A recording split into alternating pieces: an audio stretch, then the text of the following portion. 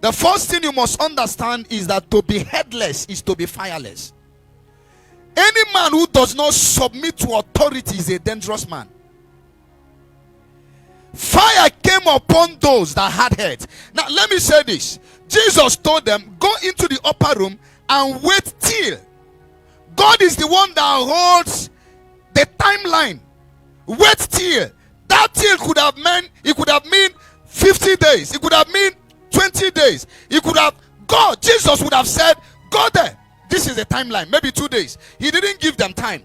There were 500 that were sent there. Only 120 received. 380 went back. They reneged. They kept praying until they said, no, we can't continue like this. When is he even coming? The other 120 remained, and fire rested upon their heads.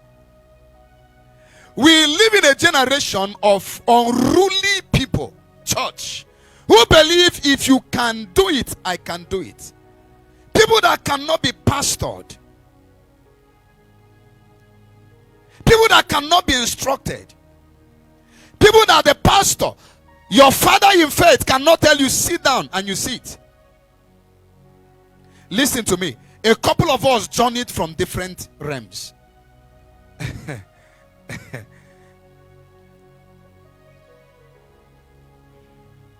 Somebody told me, this person just appeared. I said, nobody appears. I said, there is not one person that appears. The only thing is that you saw the man when the smoke of his adulam introduced him. The man has been there. Because he took time to take root before you could see the tree. But in the days of the root, you could not see it. Because roots are found in darkness. And in the dark season of every man, God does not speak. Because these are the examination seasons of God. No teacher, no lecturer talks in the exam hall. You say, hey, come, auntie, come. This mass, this formula. The auntie will look at you and will not talk to you. So when God is silent over certain things in your life, you are writing your exams. The silent days of God are the walking days of God. When God talks, he does not walk. When he walks, he doesn't talk. So be careful how you abort the process, thinking that God is silent, not knowing he's preparing a table. He does not need to be distracted.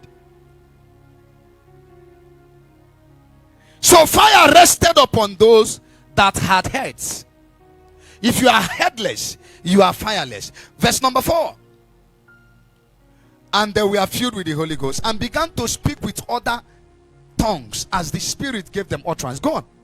As the Spirit gave them ability, New Living Translation, ability. There is an ability that comes when fire comes. And there we are dwelling at Jerusalem, Jews, devout men, out of every nation under heaven. Egyptians were there. Go on, verse number 6. And when this was noised abroad, the multitude came together, and we are confounded, because every man heard them speak in his own language. How can someone possibly start speaking Chinese that he has not learned? The Spirit gave them abilities. Go on, verse number 7. And they were all amazed and marveled, saying one to another, behold, are not all these which speak Galileans?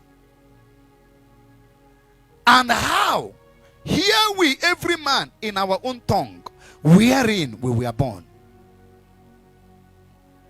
They had Parthians, they had Medes, they had Elamites, and the dwellers of Mesopotamia, and in Judea, and in Cappadocia, and then in Pontus, and in Asia, and in Egypt, in Phrygia, in Pamphylia, in Egypt, and in all parts of Libya. These guys were speaking African languages. When the fire rested on them, abilities to do what ordinarily they could not have done by their own power came.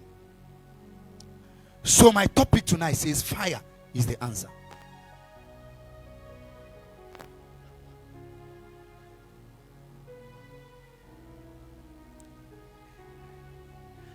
I discovered that no fly goes close to a meat that is hot. If they try it, they will burn to ashes. Why a lot of believers, you sleep and you wake up, marks on your body. Somebody told me, upon all the prayers I do, I always see mark on my body. I say, you have not dwelt. You have no permission to speak until you have dwelt.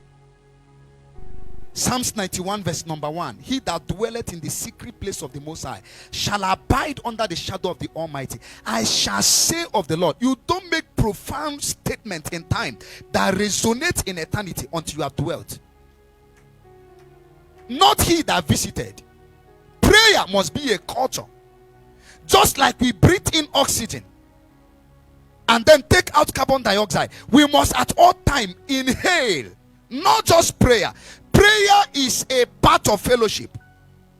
Prayer is not all you do in his presence. What you should do is fellowship, koinonia. If you come to prayer, there are now two aspects of prayer. You do the first one first. The first one is intercession. The second one is supplication. You don't begin praying for yourself. You pray for others first. Then you can come back to yourself. Job prayed for several years and God didn't hear him. For several months and God didn't hear him. Until he prayed for his friends. The attention of God was drawn to Job. Fire is the answer. How is it that a believer stay in a particular place and there is a siege the enemy has placed? How is it that you stay and you can't see when death is coming to take someone and harvest a soul from your family? How could you have served God for 10 years and you can't hear the voice of your father? Not that your father is deaf. How have you turned prayer to monologue instead of a dialogue?